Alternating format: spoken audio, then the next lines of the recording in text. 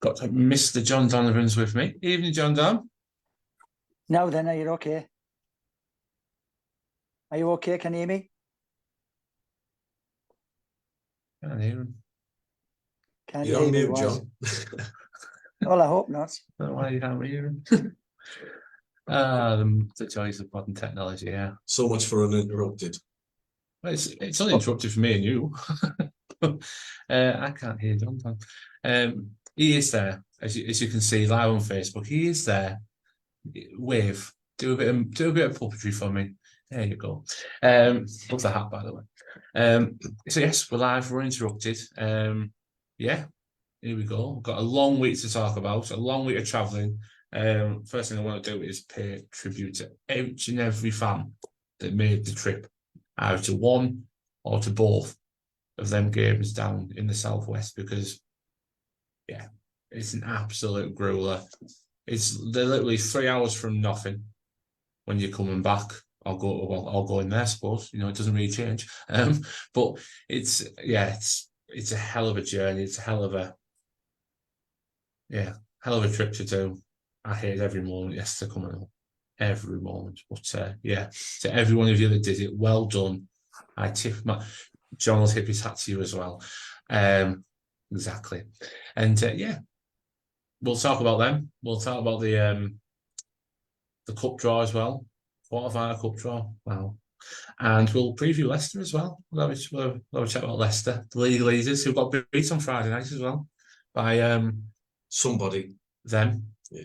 I'll say them. We'll talk about that, and we'll take in all your thoughts, all your questions, all your whatever may come. Well, there's plenty to talk about, isn't it? It's been goals galore this week, so yeah, it's been goals galore this week. I've taught 11 goals this week. I mean, Shane conceded five of them, but it's been a good week.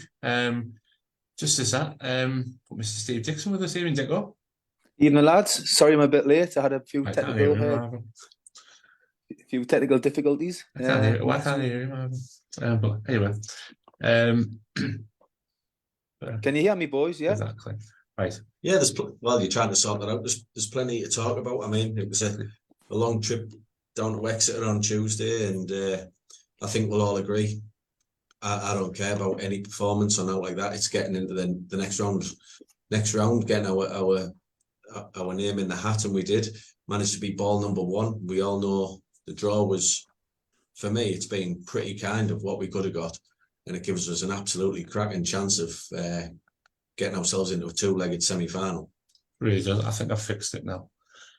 Evening, John Don. Now then, am I there we go. This time? I fixed it. I'm a genius, really. See, when you start messing about with stuff, you actually get something right. A genius would have got it right at the start, wouldn't it, lads? Good to be back. Evening, Dick. You all right? I am, yes. I had a few technical issues myself with Zoom. Sorry for being late. It's no problem. I couldn't hear you anyway, so I wanted to know it's fine. But yes, as you boys may have missed, we'll talk about the long trip to the southwest. 2 trips to talk about, and we'll preview Leicester at home, who got beat by somebody, not naming names, but they did get beat Friday night. So, first comment of the night: are you still in work uniform? I am indeed. Couldn't be bothered tonight, so there you go. It is what it is. It is what it is. There you go. There you go, Jimmy. You're still in work uniform. Commitment to the cause, right? So before I start, are we all okay? Are we all right? Banging. Yeah, all good, thanks. Yeah, banging. Right, okay. Let's get going then. Tuesday night, John Don, you were our sole representative from ourselves that went down. It's one of them games I like because it's a new ground to tick off. That's why I was fuming I couldn't go. Talk to me about Exeter. Talk to me about the trip. Talk to me about the results. Massive win. Tricky conditions. I said last Monday it had the little glimpses of maybe a new port. Conditions definitely did when I saw the pictures before kick-off, and a successful night for everyone, including the fans that made the trip. Yeah, it was good. It was a obviously you know the Scots, a long trip down there, isn't it? But going there, it doesn't seem as bad, because you've got that you've got that expectation. You're looking forward to the game, so it was all right. It was good, up and down the bus, chatting to people, having a few drinks, and just miles fly by. So we got ourselves booked into a nice pub, mixed with Exeter fans, really good, really friendly. Like I said, great build up to the game. Weather was appalling, but well, we're in winter now, aren't we? So you're gonna out as it's still autumn. I don't know, but you're gonna get that. But it could have been it could have been a leveler, the weather, but as it turned out on the night, it wasn't to be. I didn't think we'd make as many changes as we did. I think it was 7 changes we made, which when I saw the team, I was a little bit surprised. But mate, what do I know? Michael Carrick's the boss. He's doing the right things, and he saw us through that tie. It was 3-2, but I thought it was fairly comfortable second half. It was a good game. 4 out of the 5 goals scored at the end, where the Borough fans were packed. Great to be stood on Terracing again. Overall, a good trip. Late getting home. I was going to mention that, John. You mentioned about we all thought it'd be a tricky game because they'd knocked out Luton previously. But looking at the stats, I mean, we had 72% of the ball and 19 shots on goal. It was more comfortable than the 3-2, wasn't it, really? Or that's what I thought. Yeah, it was. I mean, I thought first half, I won't use the word arrogant. I'll say it was more complacent, but we didn't seem to be putting it in, if you know what I mean. They were bound to be up for it, to them, we're a scalp, they've done Luton, they wanted to do Middlesbrough to get themselves into the latter stages of the competition, and they were up for it. And I just thought we in the first half, like I say, were a bit complacent and a bit slack. I mean, their first goal, I was disappointed with the closing down that Hackney did on the touch line. I thought he could have tried a bit harder, but it was a fantastic finish. Glover had no chance. We found ourselves behind, and that's how it was at half time. But there was obviously stern words spoken at half time, because we came out and we dominated the second half. I mean, and I know they got an equaliser to make it 2-2 with a slightly deflected shot from the guy who got the first goal also.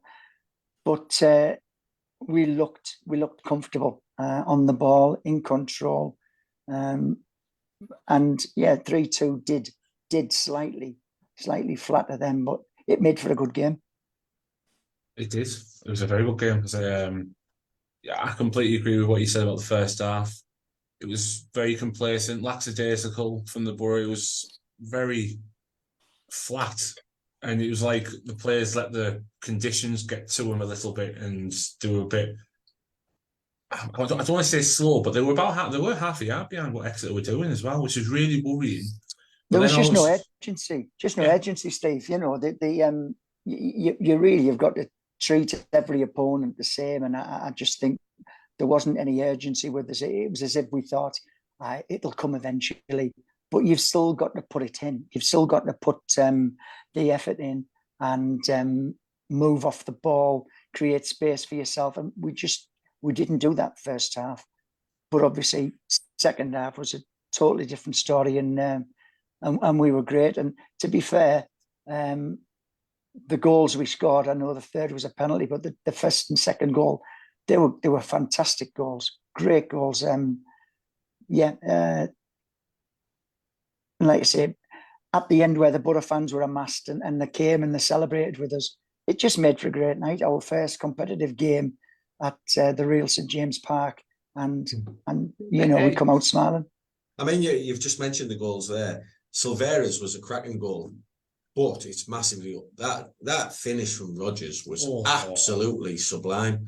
If that had been scored in the Premier League, you'd been watching it over and over and over again on Sky Sports News. It was absolutely top notch. It was one of those where you said, as soon as it left his foot, that's in.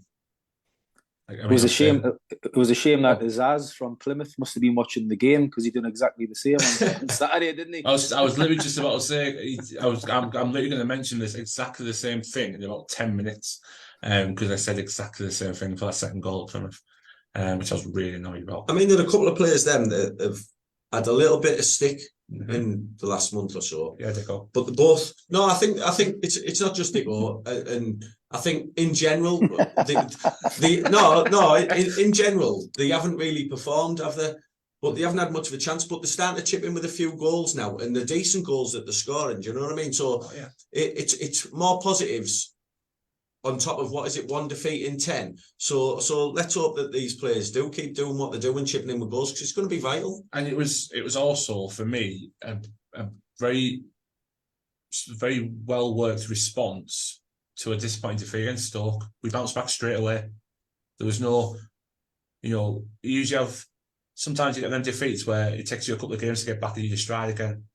Obviously, it took us a half against Exeter, but after that second half, to say we were dominant would be an understatement. We were all over them. I think there's many similarities this season to last season.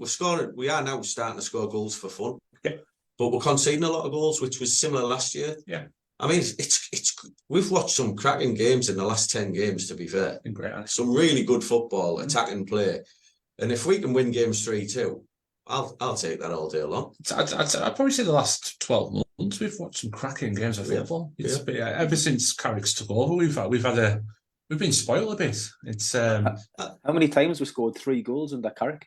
Yeah, it's not a fluke that happens. We've got goals in the team, and you chat away for 2 seconds.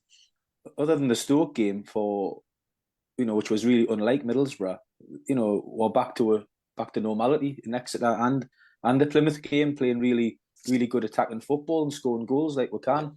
Yeah, we need to cut out the mistakes at the back and the goals we're conceding, but it's nice that with a pretty much different group of players at times, we're still playing the same way as we were last season. It's clear to see no matter which squad we have, his philosophy on the game's not going to change. And for us as fans, that means we're going to watch some high quality attacking football, which we haven't been used to for a long time, really. Not on a consistent basis like this. But the use of the squad, like we mentioned, 7 changes at Exeter. The use of the squad will be vital, because we've got 8 games in December. Now that is bloody tough. 8 games in like, I think it's about 27, 28 days. I mean, that's going to test any squad there. Obviously, we need players who can step up. And it was great being able to give players at Exeter who aren't regular starters. It's great to give them more minutes, so that when we do need to call on them, they've got some match sharpness in the legs. I mean, we've mentioned the goals of Silver and Rodgers there, but there was also 2 assists for Bangura. He's come in and done his claims for a first team spot, no harm at all. So it's good that the players that are coming in, they're confident in Carrick's type of football, they can fit into the system, and they've took the chances, to be fair. It goes back to a point we mentioned a few times, haven't we? We haven't got a team now, we've got a squad. We've got a proper squad now of players that can fill in each other's positions, and we won't feel the disadvantage if one of them has to come in, and the squad's well balanced. It's nice, it's good. It's about time we weren't relying on 12, 13 players to get us through a season, to get us to where we want to be. So if you look at them players now, they're showing why we've brought them to the club. I mean, we'll go on to it a little bit later, but I know it's the Plymouth game, but that turn by Rodgers late on the game on Saturday was absolutely fantastic, and you can see he's got a lot of ability, that lad, and I still think Silvera's got a lot of ability. it's a different type of football. It's more physical than what he's been used to. He's not played at this level before.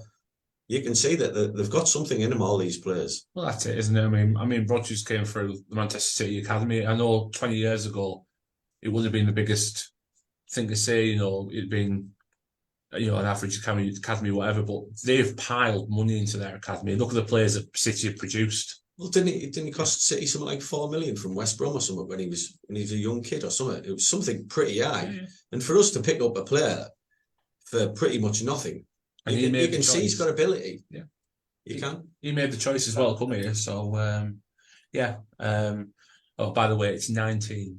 Scored 3 or more goals 19 times under Michael Carrick. In how many games is that? Because that's some going, that. Jesus, I've got to quit them again. It'll be virtually a full league season plus the extra cup game. So if you say 50, that's not bad, is it? It's not bad at all. Well, it's in the 40-odd% then, that. Oh, massively. I mean, I know we scored 3 in pre-season, but I didn't even count that game at Bradford. No. So, 19 competitive games, we've scored 3 or more goals. Certainly a good watch. There's a fair few who scored 4 or 5 as well.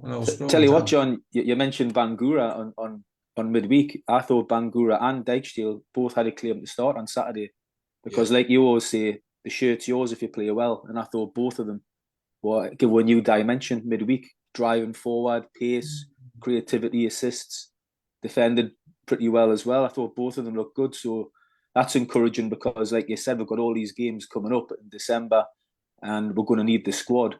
And we are stretched because, we're playing quite well at the moment, but you forget we haven't got Marcus Force, we haven't got Riley McGree, we haven't got Darragh Lenihan, and obviously we've lost Tommy Smith. So when we get a few of those players back as well, it shows you that we've got a real strong squad going into a real hectic period for it. I've just had a comment there. He said Dijksteel, so there's a pound in the jar.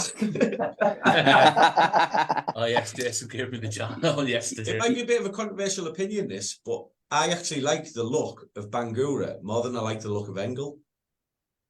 I know it's early days, but there's something about Bangura that I really like the look of. I mean, you say that there. There was something about Engel on Saturday that I really liked. Really, really liked. What was it?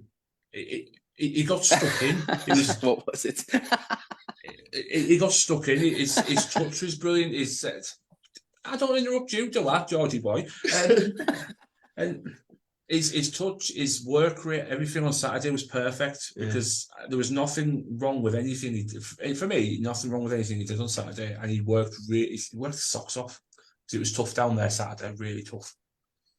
But overall, cracking result, lads, wasn't it? And into the hat. And I mean, I'm sure you were as happy as I was when you seen the draw. It would have been perfect a home draw, but we can't complain with that, can we? Paul Vale came out. I was on the floor, on my knees, begging. But it will be another tough game. Like John said earlier, we've got to give them the respect. Absolutely.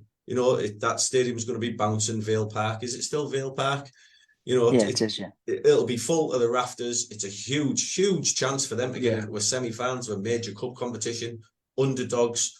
Hopefully it's a game that they're shot on Sky as well, because who wants to watch Newcastle and Chelsea? That's true. You see them games in the Premier League every week on Sky, splattered all over. This is a huge chance for 2 non-Premier League clubs to get to a major semi-final of a cup. Exactly. I was a bit disappointed with Sky when they picked the 2 games they did. I thought, have they picked them? So we're not on? No, we're not on. No, that's why the game's been confirmed. And then they wonder why. I thought you were about to get up and go. Then they wonder why cup competitions are dying and the romance and all that. Yet they're not even showing games where it's got a romance, like chances for so-called smaller clubs to make major games. It's disgusting. Spot on, chap. Deep breaths. Yeah.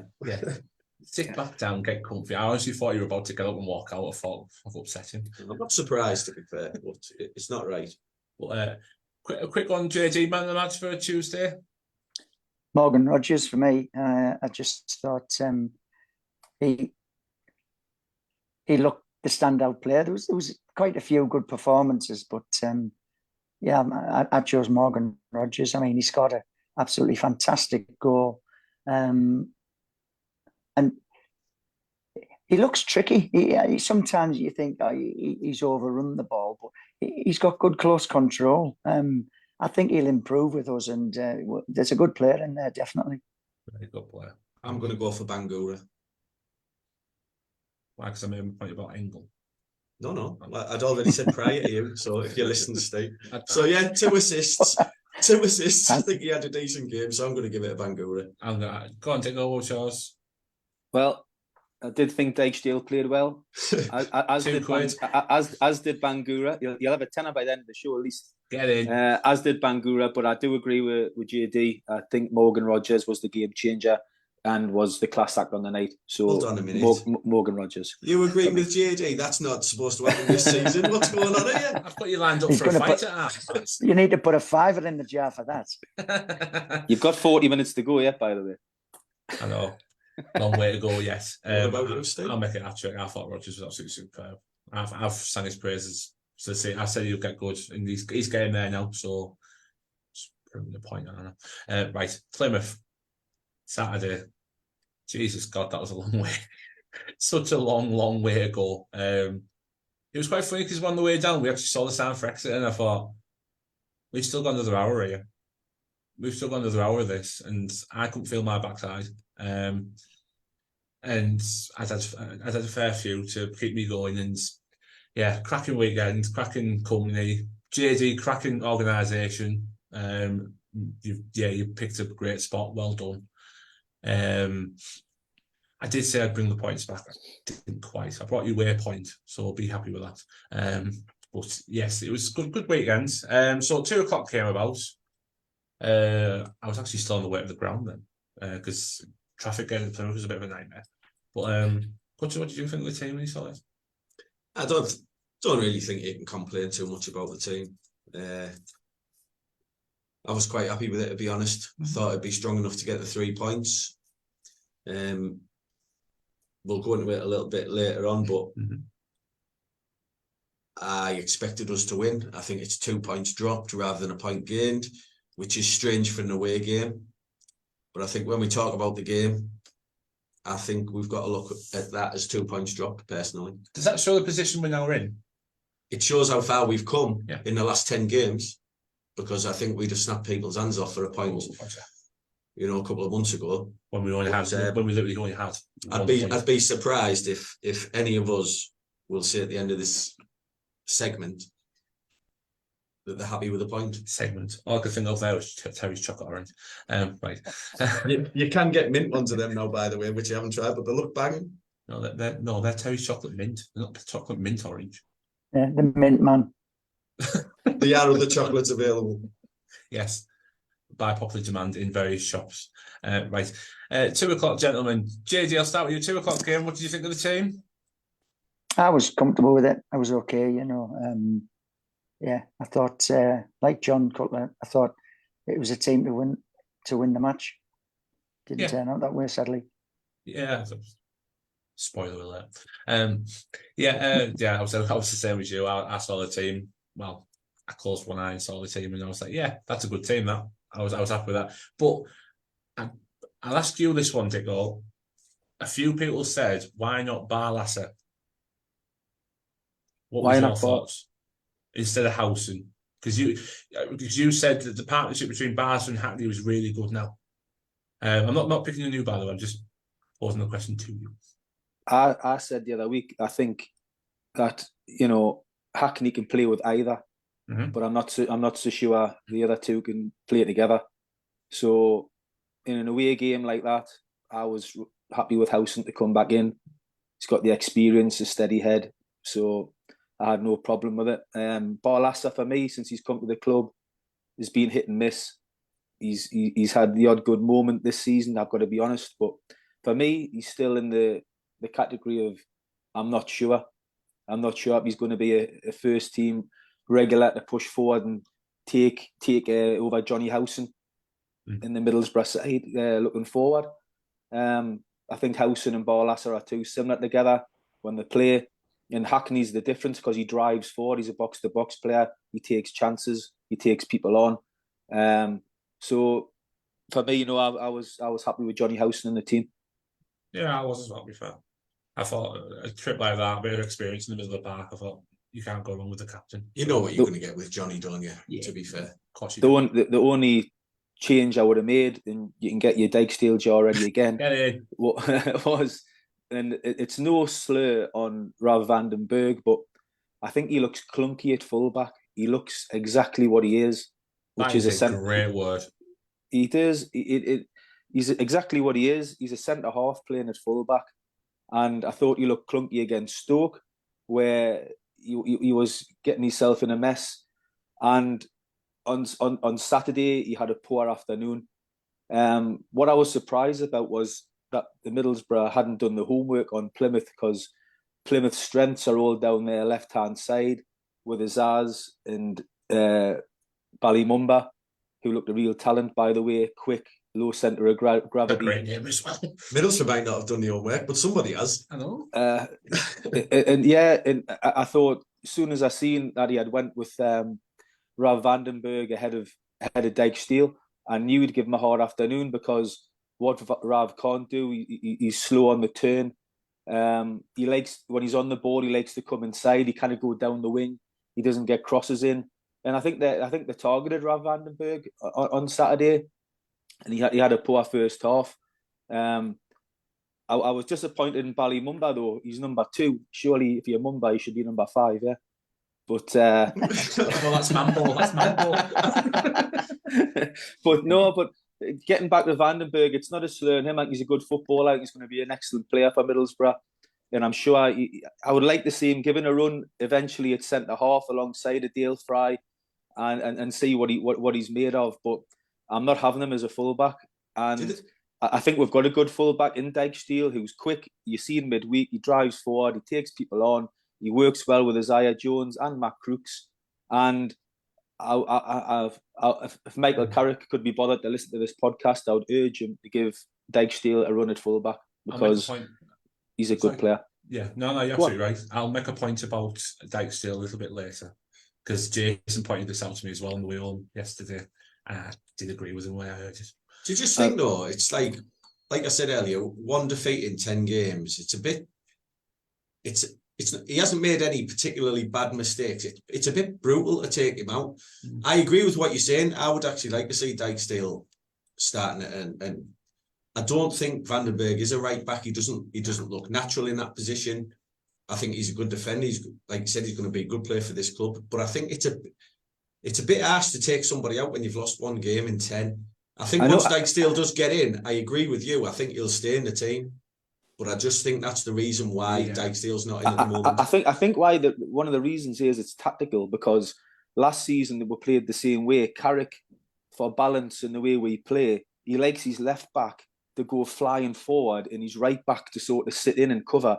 And last season we had Ryan Giles bombing on, and we had Tommy Smith sort of as the fullback that stayed, and that was the shape that Carrick liked to play. And he's tried to recreate it this season. And I'm sure if Tommy Smith was fit, Tommy Smith would be playing, and he would have Bangura or his name's Engel flying forward down the left. So because we haven't got Tommy Smith, his next best option defensively, he thinks in his mind, Carrick, is to stick Van den Berg there, and he'll be solid, and let Engel and Bangura go up the left hand side. But I think he's massively underrating Dijksteel's defensive qualities, because Dijksteel, if he gets done, he's got the recovery pace to get back and put a tackle in, which Van den Berg hasn't.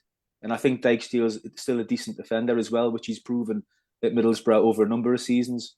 So I think when he gets in, if he gets in, he'll be in to stay for a little while. And I say Van den Berg, he's been quite solid actually, and he's actually done well for a centre-half playing at full-back. But when he comes up against quality, like he did on Saturday, he comes unstuck. And 2 goals, to be fair. The first goal, he cuts inside. Instead of staying in his position, he cuts inside, he gets nutmegged. The ball goes to his man, tucks it away past Dieng.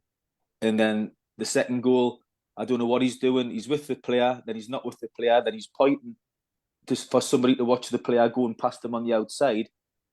And then just lets the fella, Azaz, cut inside past him and bend at the top corner. Then he walks away looking all distraught. Well, you just let your man drift away from you and put it in the top corner. You haven't put a tackle in. You haven't closed him down.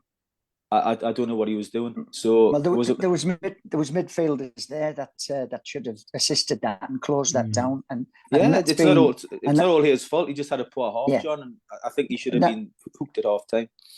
I think the number of goals that we've conceded due to the lack of closing down, just get a touch closer, just move 5 yards forward, and it closes down the range that the player with the ball has got to hit. But we're just guilty of standing off far too often, and whether it's luck or whether the standard of finishing in the Championship has improved, we seem to be getting players who were scoring worldies against us, and that's purely and simply because they've got the time to do that. 100%. This season, you could put a goal of the season compilation against Middlesbrough. The goal they've conceded, there's about 10 goals that flew in the top corner from outside the box. So you're right, John, and I think a lot of those goals, as good as they've been because of Middlesbrough's poor closing down, both in the midfield and at centre half, where we've stood off players. I remember one at West Brom away, which you'll probably remember, where the lad was just allowed to waltz through and stick it in the top corner. And there's been a lot of goals like that this season, so it needs to be addressed, definitely. Well, the thing is, in the Championship, you've got to have a certain level of ability to hold your place down in the Championship team, and given all the time and all the space, you're going to try. You're going to try your luck, and nobody's coming towards you to narrow the target down. You've got a big target to hit, and it's getting hit far too often. We need to be a bit more clued up when it comes to sort of 30 yards out and closer to close players down. We're getting a couple of nice comments through on Facebook. Let me finish this one, Dicko. But I don't often agree with Dicko, but the assessment on that second goal was perfect. I'll put £1 in a jar for that. And one of you for JD. JD looking like a young Jessica Fletcher. Borough he wrote. That's our friend Dally. Yeah, just for the record, that was from Dally. Denny says loves the hat. Colin says you look like a young Victor Meldrew. Did it say young? No, I said just Victor Meldrew. I put young, but yeah, I think he just said Victor Meldrew in a hat. I've got this on my forehead. Look like a Steve Foster, old ex-Luton Town player. So I'm just hiding that. So someone else had one of them on Saturday as well. I wouldn't worry about it.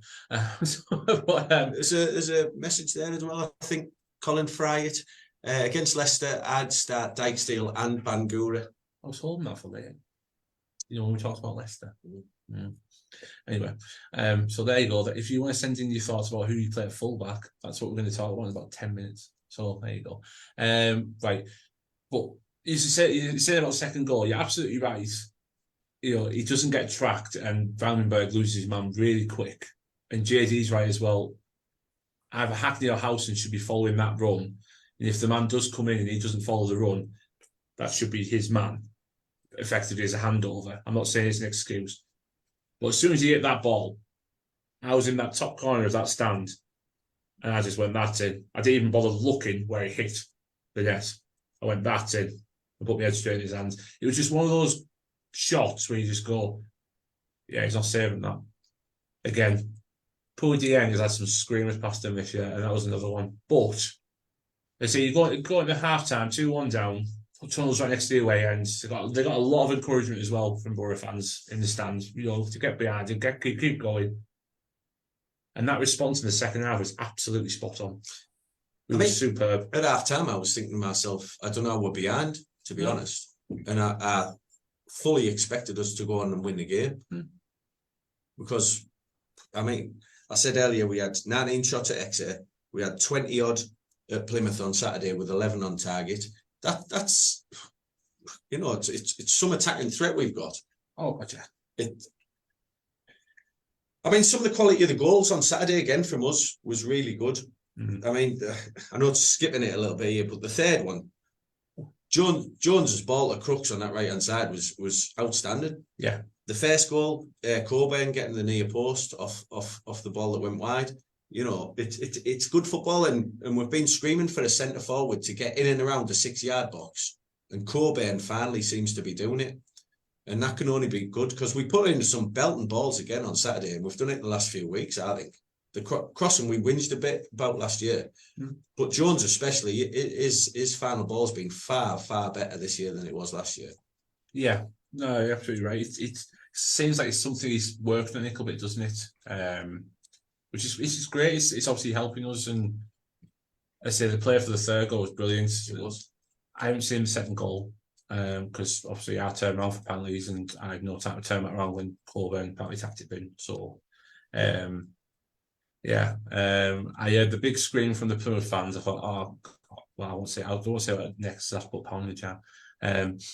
But then everyone's like, no, and then obviously Coburn tapped it in. But the third goal was just superb. One thing I want to say about that is, though, he grabbed the ball, they tried to take it off him and he wasn't having it. Now, if you're a centre forward, and that's what I want to see my centre forward doing. He's a young kid, you know what I mean? Yeah. So fair play to him. I don't think you'll be on the next one. No. Fair play to him for doing it, but I don't think you'll be on the next one. It wasn't quite Grand Ledbetter-esque, was it? But the front four for us on Saturday, Greenwood, Crooks, Jones and Coburn, were excellent, especially in the second half. Really good. Greenwood got his goal, won the penalty. Crooks had an assist. Jones ran them ragged, as he's doing most teams this season, and Coburn got 2 goals. That was a good shift from the front four, and they looked lively. So no complaints from me from the front four. No, definitely. And obviously 3-2 up, I thought we'd kick on here. Because we took that lead as well when the heavens opened big time. Like the heavens, I looked at it and I thought, I haven't got a course. I'm getting absolutely soaked getting out of this ground here. I'm not looking forward to this. And well, half their fans got soaked because the stand next to us was open aired, half of it, and they got absolutely drowned. Poor things. Serves them right, really.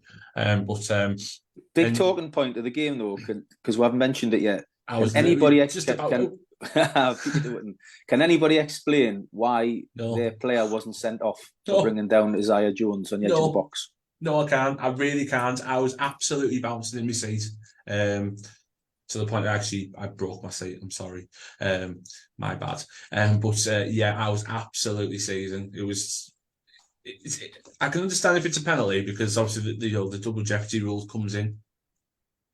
That was apparently the referee's reason to Carrick, because Carrick wasn't happy, was that he thought Jones was going away from goal and not on towards goal. He was going wide, so that's why he didn't send him off, which I think's a joke because you can clearly see he's going for goal. It was a really poor decision, and for me that's what cost with the game, because he gets sent off there. I think Middlesbrough go on and comfortably win the game. Well, you've got two officials. You've got 2 officials looking at it there. You know, just a little bit of a chat between them. Would surely the guy on the line would have said to the referee, "Well, yeah, he was heading towards goal." Yeah, even if the referee said he didn't see it himself, I think it was ridiculous. That's the most frustrating bit. That's easy for me to say. Most frustrating bit of it is they were having a chat as well, because they were clearly saying to each other, "Is that in the box or not?" No, right, just outside. Obviously, Hackley's straight over saying, "Well, it's a penalty, isn't it?" But Jones is pleading for a red card, and so we're 1,600 behind the goal. As I was saying before, if it's in the box, fair enough. He's in on goal. He can get a shot away from where he is. It's not exactly right on the edge of the box, is he? I thought it was a really, really bad decision. Then I saw who the ref was, and I understood the decision because of what he did the other week. Not that I'm calling certain referees bad people, by the way. But come on. It was a shocking decision. And 3-2 up. Sorry, go on. I thought someone said something there. So obviously 3-2 up. And then I think this next bit's going to be interesting. Yeah, this could split opinions, right? Who's at fault for the third goal? Who wants to start this one? Because I think you've got centre halves, Crooks, players who can head the ball. For me, that ball shouldn't be travelling that far. It's a horrible goal to concede that. For me, I've never played football at a high level, watched plenty of it, but that just should not be happening. And didn't it happen last season as well. I think was it Huddersfield somewhere away where Stefan got a load of sticks, and it was pretty much exactly the same goal. Now for me, you've got to be looking at the centre halves, Coburn, Crooks, the players who can head the ball out. That ball shouldn't be travelling as well. John, you got yourself on twice. Right. Got two Johnny Donovans. There we go. He's gone. It's fine. It's all good. Right. But no, you. I can't remember what game it was, and you're absolutely right. It looks really bad on Dieng, that. But that's but I don't blame the goalkeeper for that, mate. I don't blame Do you the not goalkeeper. think there's enough space between that line and the keeper to make a decision? To come and get it, you mean? As harsh as it is, and people can call me out and they can tweet me and whatever they want, it's fine. To make it position himself better, because he just looks like he stood still and waited for something to happen. You know what I mean? Fair enough. If the head from Engel, obviously, which he missed, I'm pretty sure it was Engel, the first man. If it was on the penalty spot, fair enough, but it wasn't. It was coming towards the line of the box itself, and I thought the gap was big enough to react to it, and Dieng didn't react quick enough, and I thought, oh Jesus! And it was really disappointing that it went in as well, because I thought you don't deserve that. As bad as it is. Yes, Jason, I know I've just said that. It's frustrating, that goal. It really was frustrating. I thought we've let 2 points go there. I think it looks really bad on the goalkeeper, but I don't blame the goalkeeper for that goal. It'll be interesting to hear what Dick Lowe says, being an ex-goalkeeper of a decent standard. Ben Roberts' best mate. Go on, Dicko. I think Dieng's got to take the blame for the goal. Thank you. And I'll explain why. You've more or less nailed it, Steve. But the gap between Dieng in the players coming to attack the ball and the Middlesbrough defence is too big. Dieng's starting position is too close to his line. He should have been 2 or 3 yards further forward, because what you don't want to get done is on that side of the goal. That's where he was his side of the goal. You don't get beat on that side of the goal. If the player bends it into the top corner of the other side and you kind of get there, you've got to take your hat off to the Plymouth player for curling it in the top corner. But as a goalkeeper, you don't get beat on your side of the goal. And he was on his side of the goal, but the gap between himself and his centre halves was too big. So you've got to make the decision to close that gap. So he should have come off his line 2 or 3 further yards forward. When that same ball comes in, if he's 2 or 3 yards further forward, he probably gathers it before it bounces. The one thing you can't allow the ball to do in that position is bounce. As soon as the ball bounces there, you're dead. Now, I sympathise with him slightly in the fact that if you watch it again, Engel jumps across him and tries to head it. So because Engel does that, he can't react until it's past Engel. And that's where it dips and bounces, and he's got no chance at that from that position there. But if he's 2 or 3 yards further forward, Engel doesn't go for that ball, and he takes it. And it was, for me, as much as I'm a big fan of Dieng, and he's been, for me, our player of the season so far, he'll be disappointed to be conceding that goal on his side of the goal. And it's one of those, it wasn't easy. You've seen that goal happen many, many times before. The player that's put the ball in was wanting to do exactly what he'd done, which was make a bounce in the danger zone right in front of the goalkeeper, and fair play to him for doing it. But Dieng has to take the responsibility for that. How are you, John? Right, well, yeah, I mean, I just thought he was caught in 2 minds, but not being a keeper, not being sort of coached in positioning, I'll take Dicko's word for it. You know, if he reckons he should have been a little bit further forward and that would have prevented that, then fair enough. But I just thought, caught in 2 minds, you've seen it quite often where free kicks go directly into the goal without anybody making a touch. It was unfortunate, and it, like I say, cost us 2 points on the day. The conditions didn't help either. I mean, it turned into a monsoon right at the wrong time for Middlesbrough. I mean, even when we brought with subs on to try and change the game, they couldn't get an impact because the ball was sticking in the water, and Middlesbrough couldn't get the passing game going. The rain actually hindered Middlesbrough for me and helped Plymouth in the last 15 minutes, which was a shame because, as I say, I didn't think Plymouth deserved the third goal, and I don't know, the gods just turned against Middlesbrough at the wrong time. And at the end of it, Middlesbrough were hanging on a little bit because I think the conditions helped them. And when it finished 3-3, I was actually happy with it because I think if anybody was going to score a late winner, it was probably going to be Plymouth. You say that, and I mean, we've mentioned the possible red card decision there. For me, even worse decision than that, not being a red card, was when the defender fell over when Lath would have been clean through. That was absolutely never a foul. It was the conditions where the centre-half lost his feet. Lath didn't do anything. Colin Fry's just brought that up and I forgot about it.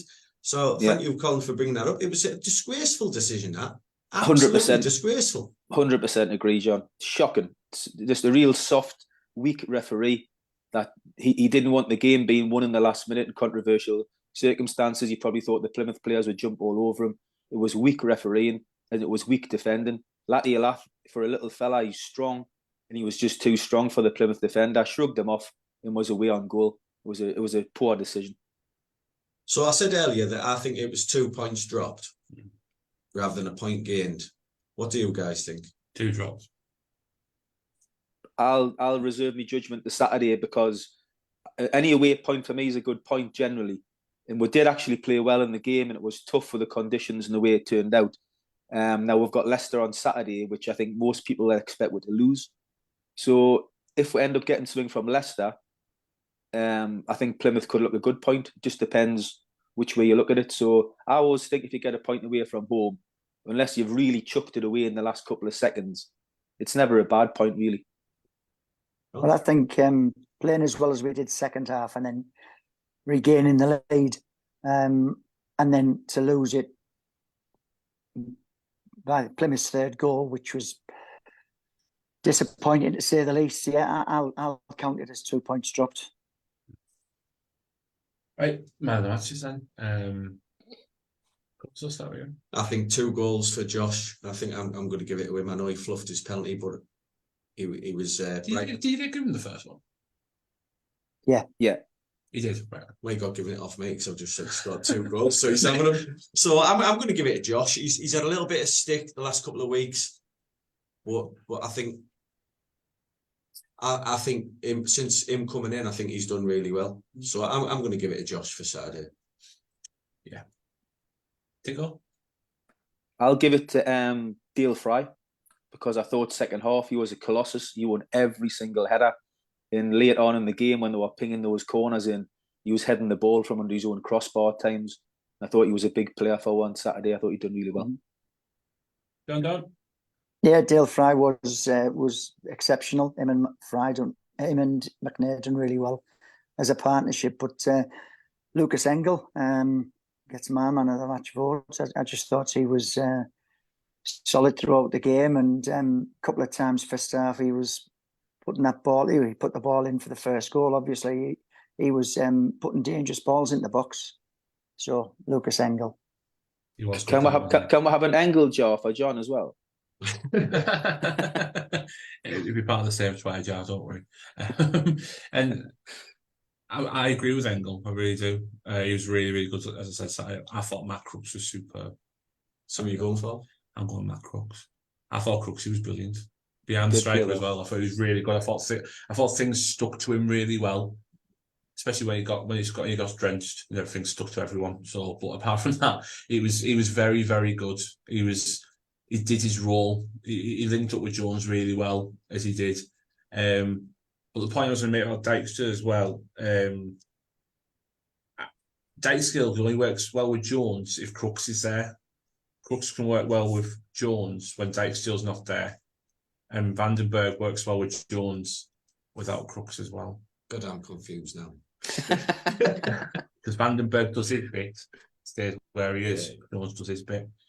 So, you just mentioned the player there, and I'm glad you did, because he's sort of like stuck the V's up at certain fans who were getting on his back. We bought him for 600 grand or something. You all the swear jar there, because that came out on camera. Did it? Oh, I apologise. It wasn't aimed at anyone who's watching. But, you know, Crooks has never, ever let this football club down. And when he was getting a bit of stick off certain sections of the fans, I couldn't understand it. He always gives 100%. He's never slacking. His performances might not always be brilliant. 600 grand we paid for that lad. Absolute bargain. Yeah. So I'm so glad he's hit a run of form. He's getting assists. He's getting a few goals. Couldn't be happier for the lad, mate. Yeah, spot on. I'll say the same about Coburn. I mean, I don't know what people are expecting from a young lad in his first sort of full season as a first team regular. He's no Akpom, but one thing he does give you is 100% every game, and he works so hard. He's physical. He's strong, and yeah, he's not going to get the number of goals that Akpom's got, but don't give him stick because he's trying for our club. He's trying his hardest, and that's all we want, surely, as fans, is for every player to give their all. Tell you what, I'm impressed with him. He's a young kid, and he's not getting bullied by centre halves. He's giving as good as he's getting. I mean, imagine him in a couple of years when he's built himself up a little bit. We could have a real player on our hands here. Well, I was just saying there, you're saying he's no Akpom, but what was Akpom doing when he was 19 or 20? Because his career path, really, Akpom's was hit and miss, going on loan to different championship clubs. His goal record was poor. You know, Coburn's only 19, 20-year-old, is he? 20-year-old now? You know, he's a goal scorer. He's getting physically stronger. He's a presence. And more importantly, he's one of us. He's a Teessider, so you know he's giving everything for the shirt. So we should get behind him. You know, one thing he's always going to give was 100%, whether he's playing well or not. I think well, you're right, but some fans are comparing him to Akpom. You know, even though, like you say, Akpom was 28, 29 last season, and had all that experience behind him. But some people are just looking at the goals Akpom scored and expecting Coburn to do the same. Different types of player. I'll tell you what, there'll be people listening in tonight and they'll think they've tuned in the wrong show. We're agreeing far too much tonight, lads. This shouldn't be happening. What's going on? I know, it's great. But that's Plymouth. Well, before we leave Plymouth, well, I felt like I've only just left Plymouth, to be fair. I do want to give a big shout out to Jason. Massive shout out. He was our only driver for the weekend. Did a lot of miles for us. And he drove as well on Tuesday, didn't he? So did a lot of miles this week. He always looks after us. He did a magnificent job over the weekend as well, taking us here, there, and everywhere we wanted to go. And yeah, JD will tip his hat to you. Yeah, we all love you. Thank you so much for it. Jason's currently at home going to his missus. They're talking about me. They're talking about me. At least he's not sat in the chair opposite me going, I don't know what to say. But yeah, massive thanks to that boy. He's he rushed home last night to have bonfire night with his little girl as well. So fair play to the lad. And, enjoy your couple of days off because it's well deserved. So yeah. Yeah, we all appreciate Jason. He's our number one driver. Good lad. He's absolutely our number one driver. I know Denny's watching as well. Sorry, Denny, but he is. My bad. But right, Leicester.